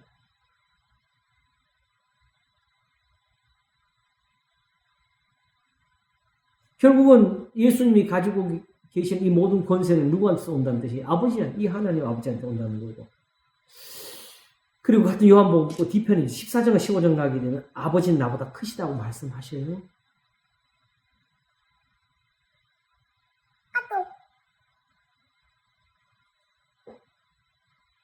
그럼에도 불구하고 33절에 나와 아버지 하나님 하시니까 31절에 유대인이 다시 돌을 들어 치려하거늘 예수께서 대답하시되 내가 아버지께로 말하면 여러 가지 선한 일을 너희에게 보였거늘 그 중에 어떤 일을 나를 돌로 치고 이 선한 일 와 이제 보니 대단한 거예요. 왜냐하면 선한 분은 누구밖에 없어요. 하나님 한 분밖에 없잖아. 쉽게 말하면 능력을 행하시는 거예요. 도덕적으로 선한 거는 선한 게 아닙니다. 아직. 왜? 능력을 베풀어야 선한 거예요. 말 좀 잘할 줄 안다고 그게 세상에서 지혜자고 그게 선한 사람인 줄 알면 착각이 큽니다. 정말 선한 말을 하는 사람은 자기가 선한 말을 자기가 하는 그 말을 가지고 다른 사람을 도울 수가 있어요. 구할 수가 있어요. 곤란해 있는 사람들. 그냥 마음으로 더 위로하고 주물러 주는 것이 아니고 거기서 건져내야 돼요. 예수님이 병을 고치시는 것처럼 안전병을 일으키시는 것처럼. 그랬더니 이들이 말하기를 참남함이니 내가 사람이 되어 자칭 하나님이라 했다는 거죠. 유대인들이 전부 다 그리스도에 말할 때부터가 지금 이 시비를 가지고 시작하는 거예요. 그러면 그리스도는 아까 하나님의 형상이라고 그랬죠. 이걸 알고 있는 게 유대인들이고 이런 것을 알고 있는 세상에서 이 유대인들과 첫째는 하면서 다투면서 쓰는 게 이 신약 성경이라고. 그러면서 예수님께서 34절에 가라사대 율법에 기록한 바 너희 율법에 기록한 바 내가 너희를 신이라 하지 하였노라 하지 않았느냐. 근데 이거는 사실은 율법이 아니고 시편 82편 6절이라고 주석이 나와요. 나도 지금 이걸 옛날부터 봤는데 이 구절을 엄청 찾아봤어요. 근데 결국 여기에 그 기록이 있는 거예요. 이걸 또 따지면 또 어떤 의문 가진 사람, 이거 예수님 말씀이 안 맞잖아. 이게 율법에 대한 그 생각이라는 그 관념 자체가 우리가 생각하는 어떤 율법서 이 정도 가지고는 이해를 못 해요. 이 시편이 이 율법에서 나온 거지요. 그러면서 성경은 폐하지 못하나니 하나님 말씀을 받은 사람들을 신이라 하셨거든요. 이게 바로 하나님이 이스라엘을 가리킬 때 쓴 말이거든요. 이스라엘이 신이 되는데 하물며 아버지께서 거룩하게 해서 세상에 보내신 자가 나는 하나님 아들이라 하는 것으로 너희가 참. 자, 끝까지 예수님 대답은 나 하나님 아들이라고 했다. 정리가 나오지요? 하물며 36절에 하물며 아버지께서 거룩하게 하사 세상에 보내신 자가 나는 하나님 아들이라 하는 것으로 너희가 어찌 참남하다는. 따라서 우리가 신학적으로 하나님 아들 할 때 아직 제가 볼 때는 지금 신학자들이 가르치는 그 책들이나 표현에서는 이 해석을 제가 별로 못 찾았어요. 근데 성경에서는 하나님 아들을 뭘로 썼느냐? 하나님.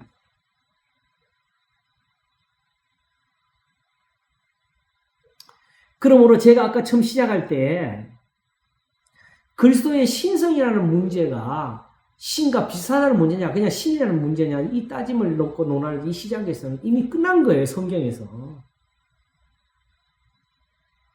그냥 예수님 하나님이십니다. 이것만 가지고. 그러나 그리스도가 하나님이신 이유는 성경에서 말할 때 이 표현 말고 다른 데 있어요. 어디 있느냐?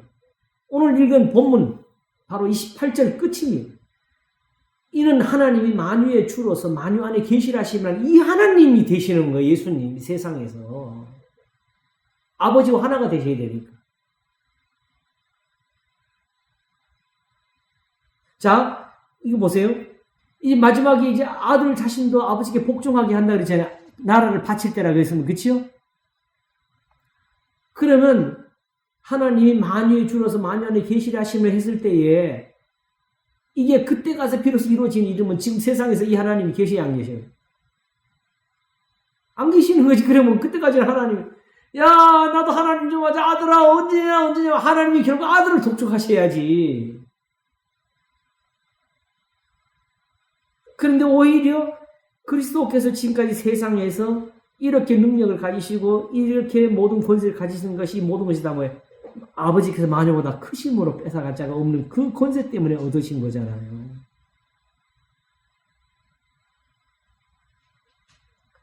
그러므로 이 표현은 마지막에 궁극에서 이루어지는 표현이 아니라 본질적으로 하나님이 세상에서 하나님이 되시는 이 목적이 전체에 깔려있게 된다는 뜻이죠.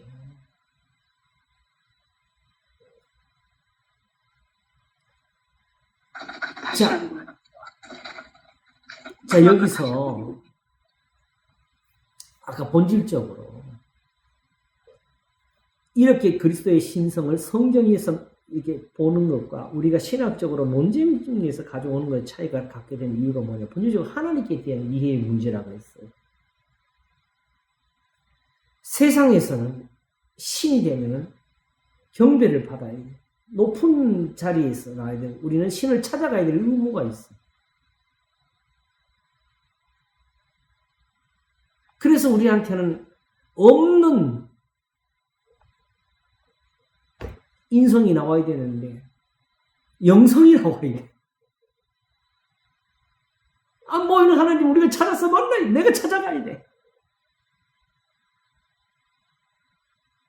하나님 우리 안에 안 나타나는데 우리는 하나님을 찾아가서 교통을 해야 돼. 영성. 하나님은 사람을 만드셨는데 우리는 스스로 천사가 돼야 돼. 이런 거짓말이 등장하게 되죠.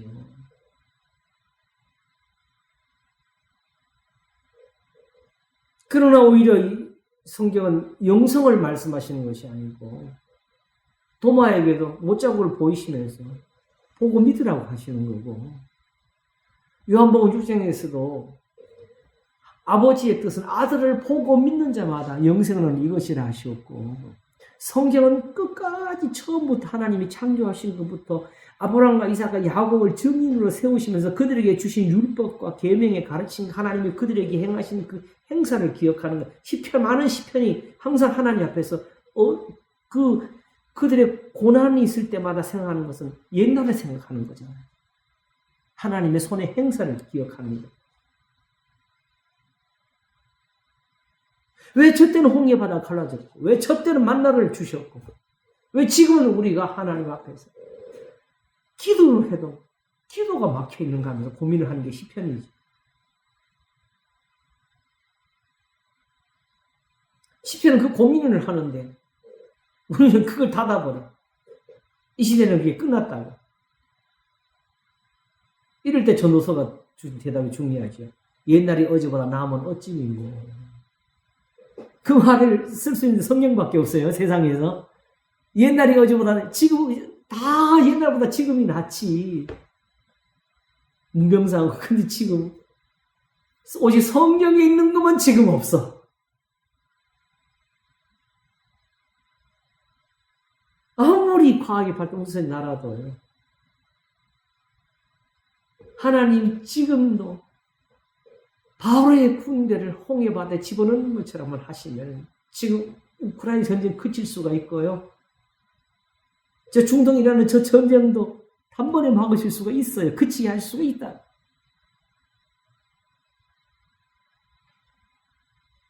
근데 그걸 보고 그렇게 묻는 건 지혜가 아니에요. 어제가 오늘보다 나면 어쩌면 묻지 마. 그걸 거꾸로 말하면 항상 어제보다 나은 내일이 아직도 넘쳐나고 충만하다는 거죠. 그래서 아직도 우리한테는 남은 은사가 남아있어요. 뭐냐?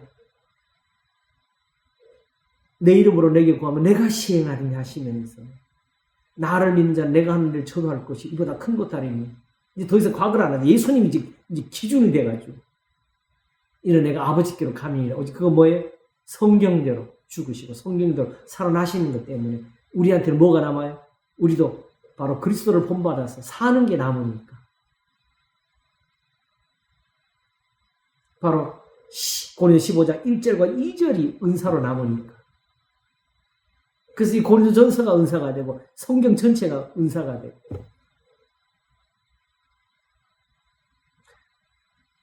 제가 지난번 설교할 때 그랬지. 고린도전서, 우리 고포리 교회는 고린도전서가 없으면 어떡하냐고. 고포리서가 없으면 어떡하냐고. 그래서 제가 그랬잖아요. 고린도전서가 나오게 된 이유가 성경대로 하니까 고린도전서가 나와. 도둑질하는 사람은 도둑질에 말하는 계명이 가야 되고, 살인하는 사람은 살인하지 말라는 계명이 가야 되는 것처럼, 성경이 있으면은 고린도전서가 나올 수 있고, 고린도후서가 나올 수 있고, 빌립보서, 에베소, 고린도서 나올 수 있는 것처럼, 성경이 있으면 고포리서라는 이 서신 따로 없어도 성경이 있으면 된다고.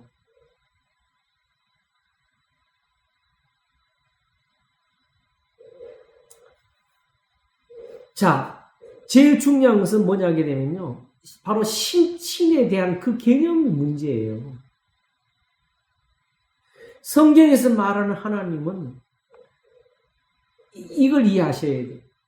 본질 하나님은 더할 수도 없고 덜할 수도 없는 분이에요. 하나님의 모든 신성에서.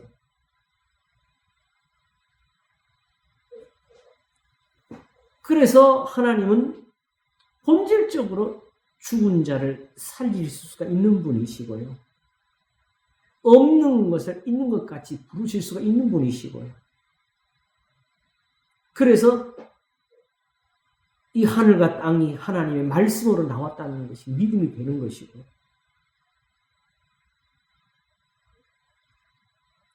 그러므로 문제는 이 하나님이 계신 세상에서 능치 못함이 없어요. 근데 다만 왜 여기서 이런 표현이 나왔냐 하게 되면, 여기는 바로 이 하나님 앞에서, 이 하나님의 법에서 떠났고 이 하나님의 법에서 무너진 곳이 세상이 되어버렸다는 거죠. 이런 세상을 다시 살릴 수 있는 거 하나님이 계셔야 돼요. 이거는 세상을 창조하신 거하고 달라요. 창조하실 때는 죄가 없었어. 지금은 죄가 있어.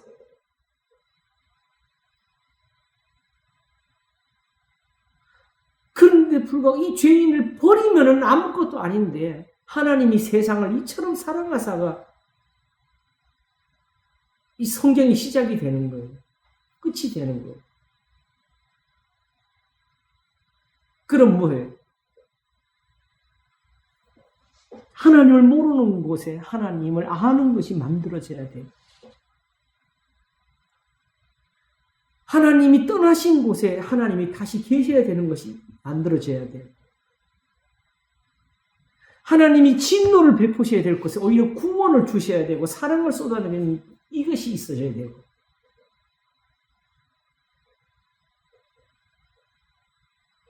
하나님이 여기서는 있냐 없냐 문제가 아니고 하나님이 세상을 버리셔야 되는 것이었고요. 하나님이 세상을 떠나셔야 될 것이었고, 그리고 하나님이 아예 그냥 다시 지으셔도 될 만큼 하나님 앞에서는 사실은 가치적으로는 세상에서 우리 말하는 그 가치적인 문제로서는 티끌도 안 되는 것이었죠. 실제로 우주가 지금 보게 되면 지구라는 땅덩어리는 우주에서 먼지도 안 돼요. 주의 손으로 만드신 해와 달과 별들을 내가 보고 사람이 무엇입니까 하고 말하는 시편 8편처럼 세상의 모든 사람들은 통 한 방울 물도 안 된다는 이사야의 표현처럼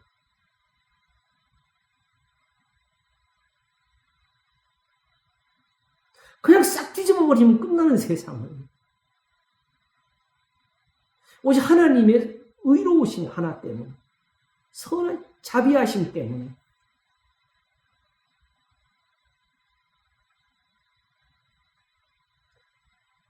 지금 전문학자들이 나름대로 계산해 본 게 이 우주의 역사가 138억 년이라고 답을 얻어가고 있는 세상에서 겨우 이 지구라는 우리가 지금 시간이 얼마가 돼?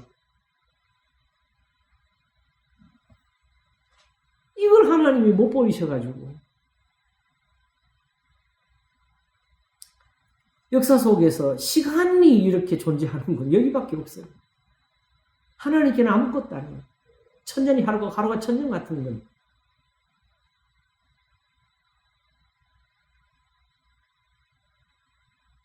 그 여기에 하나님이 저기에 있을 곳은 나다. 저 인간들에게 필요한 것은 나다. 내가 그럼 어떻게 해서 저기 가서 하나님이 되냐? 내가 어떻게 저기 가서 저들의 구원자가 되냐? 이게 하나님이라는 뜻이에요. 여기서. 하나님의 존재에 관한 문제가 아니고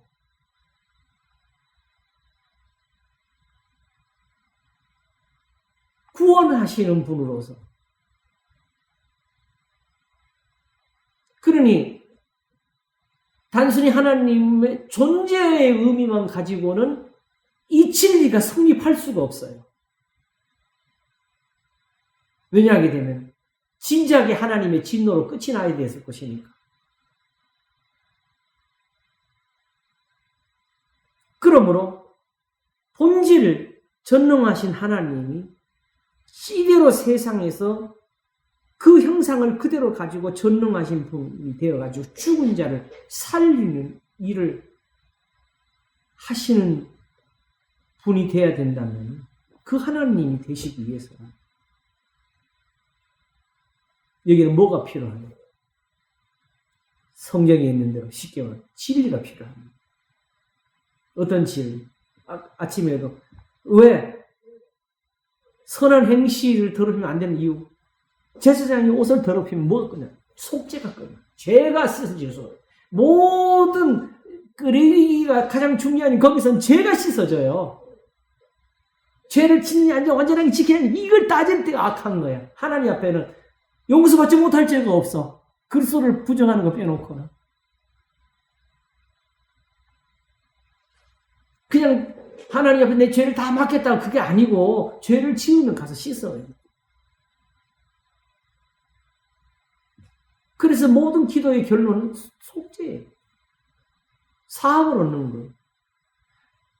그런데 바로 이 선한 행실이 윤리적으로 나온 것이 아니고 바로 그 제사장이 하나님의 성전에 들어가서 그 제사를 드리고 양 한 마리, 소 한 마리를 깨끗함을 얻게 되는 그것보다 더 큰 하늘에 들어가서 예수님, 더 큰 제사장 예수님으로부터 말미암아 깨끗하게 되는 것. 그러므로 이제 그리스도 예수 하는 자에게는 결코 정죄함이 없나니 이는 그리스도 예수 안에는 생명의 성령의 법이 죄와 사망을 해방하였으는 이 능력과 이 은사를 얻게 되는 이 은혜가 가진 것이 이게 바로 선한 것. 그래서 마치 제사장이 옷이 더러워지면 제사가 끝나는 것처럼 이 선한 행실이 더럽혀지면 더 이상 예배가 끝난다는 거예요.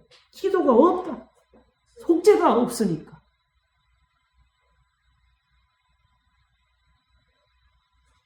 그러므로 고린도 교회는 이 고린도전서가 없으면 끝입니다. 고린도전서가 모자라서 고린도 후서까지 주셨는데 이 교회가 지금 유적으로 남았어. 성지 순례의 유적지로 남았어. 교회는 없고.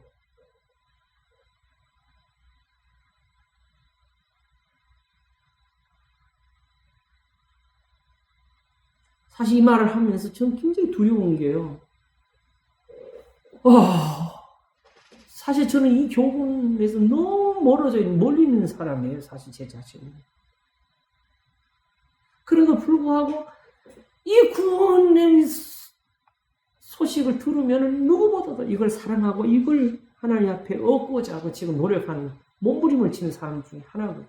지금 이렇게 우리 고포리교에서 예배 드리는 게 저의 기도고요. 저 자신의 예배고요. 지금 이 성경 본문가 저 자신의 기도고 제 자신의 예배예요. 알고 보면.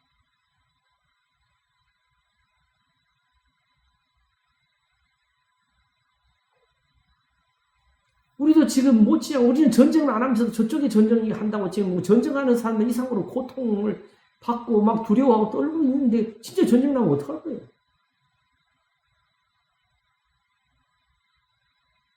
그냥 현실적으로 영적인 은혜를 이런 거 따지지 않고 현실적으로 봐도 지금 두려운 시대에 살고 있잖아요. 막아야지.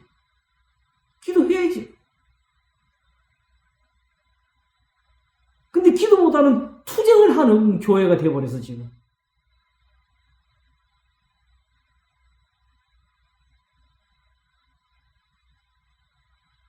예수님한테 죽는 것을 못 배우고.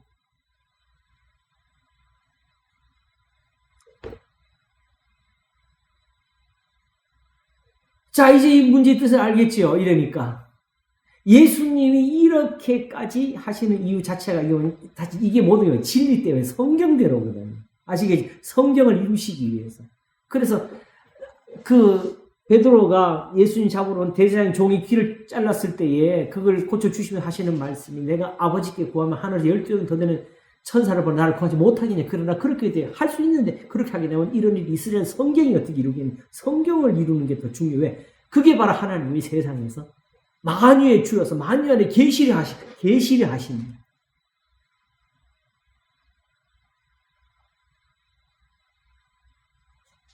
그러므로 그때까지는 예수님이 불가불 왕노릇 하시던 이유가 뭐 때문에?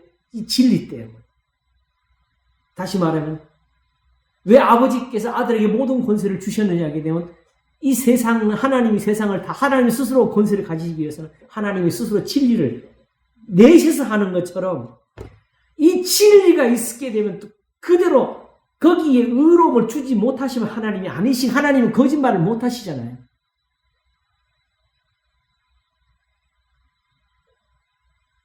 따라서 그리스도께서 이렇게 순종하셨을 때에는 아버지가 가지고 계시는 것, 이 진리대로 행하시는 모든 권세를 아들이 가지시는 게 맞는 거고요. 그러니까 당연히 예수님 말씀하시기를 세례 요한의 때부터 천국은 침노를 받는다고 하나님의 복음이 전파돼 사람마다 그리고 침입한다고. 믿는 자는 구원을 얻었나니가 되는 거예요.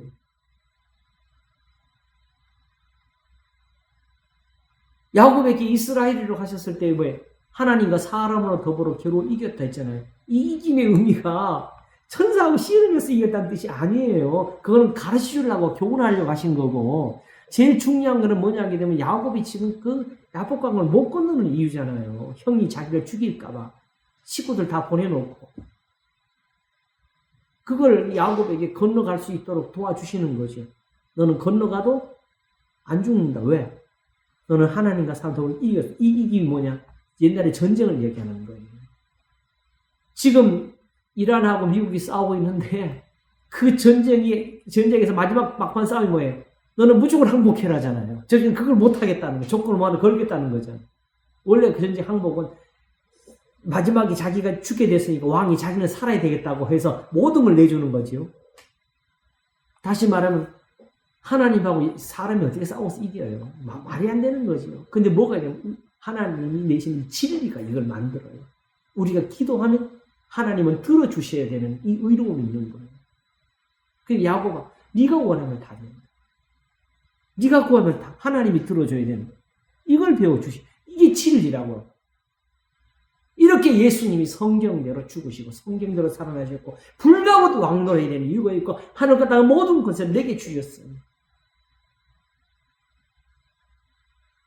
그리고 이게 중요한 게 이제는 구약 성경 우리가 해석하지 마. 예수님에게 듣는 것으로 이 구약이 다 완성된 거예요. 이제 우리 구약의 선생이 되면 그때부터 다른 예수가 나와. 다만 이제 우리가 구약을 보는 이유가 있어요. 이렇게 이해하지 못하고 이 신약을 또 우리가 마음대로 해석하고 갖다 붙이고 적용을 하게 되니까 이 신약이 그런 것이 아니라는 걸 확인하기 위해서 우리가 지금 구약을 다시 보는 거예요. 우리는. 여기서 성경들하고 우리한테 소중한 거죠. 아유, 이걸 누가 알아?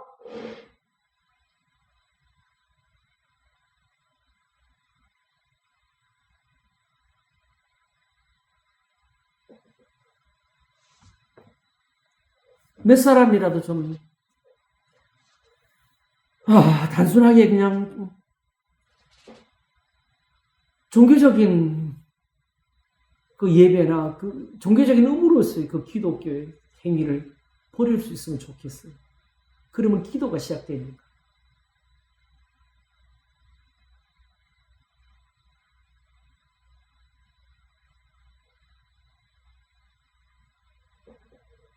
그래서 이걸 한마디로 정리한 것이 뭐냐? 여기 찾아오고 마치겠습니다. 요한 1서 2장 15절과 17절.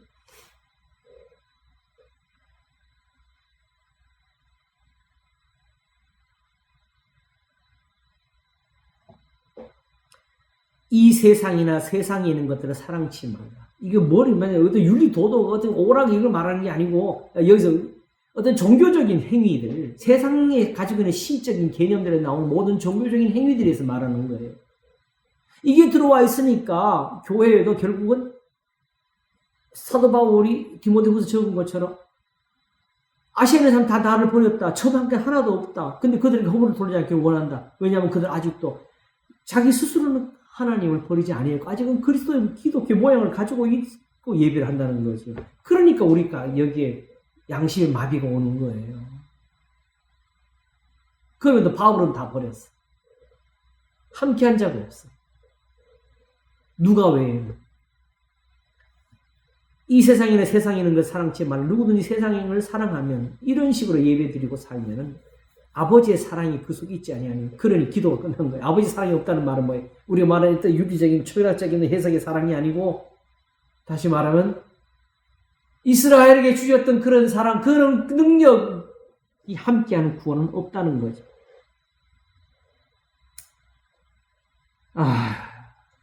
이 표현이에요. 이는 세상에 있는 모든 것이 육신의 정욕과 안목의 정욕과 이생의 자랑이 다 아버지께로 추천해준 것이 아니라 세상을 추천한 것이다. 그냥 교회 와서 쭉 하고 있는 그런 어떤 영적인 은혜, 이거 뭐 사모있지 않은 그런 어디 같이 집안이라고 해서 다니는 이런 일들을 하고 오락하고 좀 즐기는 거, TV 보는 거, 이런 걸 정지하려고 하는 말이 아니고 요한일서는 오직 이 한 말을 하고 있죠. 서로 사랑하라 한마디 하기 위해서 이 말을 하는 거예요. 이게 예배다. 이거 없으면 예배가 끝난 거라는 말이죠. 고린도전서가 고린도 15장을 말하는 이유가 고린도 전체를 두고 하는 것처럼 요한일서는 예수님이 오직 그 계명 하나를 가르치기 위해서 이 세상도 그 정욕도 지나가되 오직 하나님의 뜻을 행하는 이는 영원히 거하는 이다. 하나님의 뜻도 우리는 우리 멋대로 적용하지 성경은 오직 서로 사랑하라를 두고 한 것입니다. 그러니까 이 요한일서는 마지막에 맨 마지막 구절이 중요해요. 형제들아 우상을 멀리하라. 무슨 뜻이야? 서로 사랑하라를 버리는 예배가 다 우상한테 드리는 거라는 뜻이죠.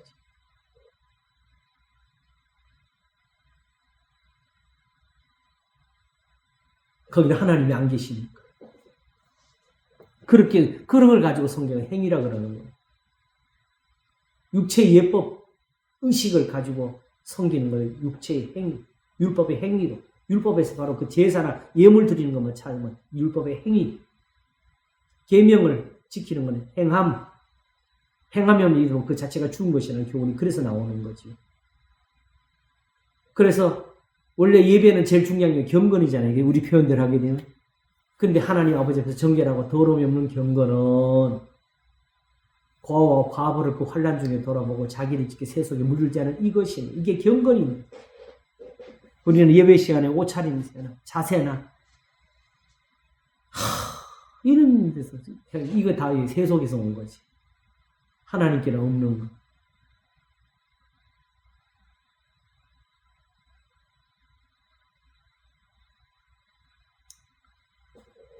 주여. 그러니 하나님의 뜻을 행하는 일은 영원히 관을 했는데 그 영원한 것은 이 성경인데 사실은 성경을 봐도 성경이 없는 이유가 성경에서 내한테 부딪히는 거, 내한테 와서 닿는 것만 곤란해요. 나머지는 다 버리니 성경이 아니지. 아까 말하기를 아들 자신도 복종하게 되는 이 예수님 따르지 못하면 예수님 버린 거라고 그게 적그리스도라고 제가 말했잖아요.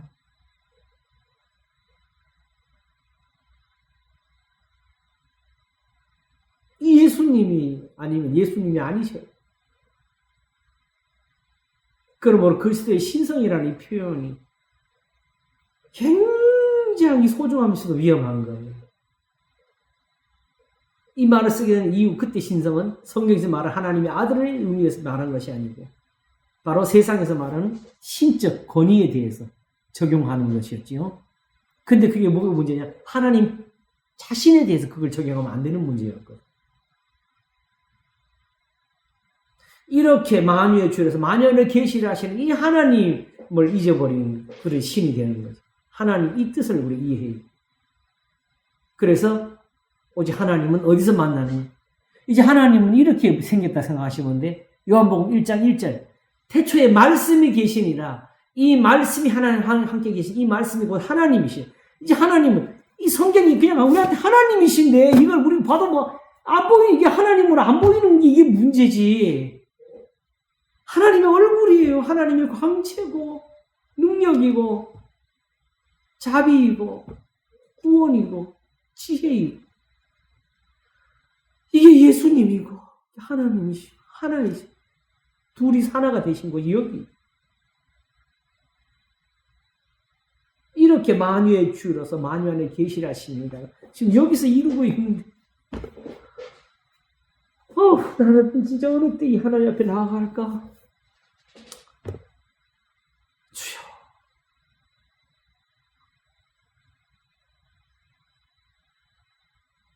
시편 34편하고 잠언 3장에 죽기 전에 주시옵소서 하는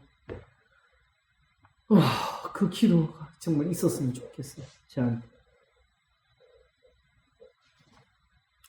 감사합니다.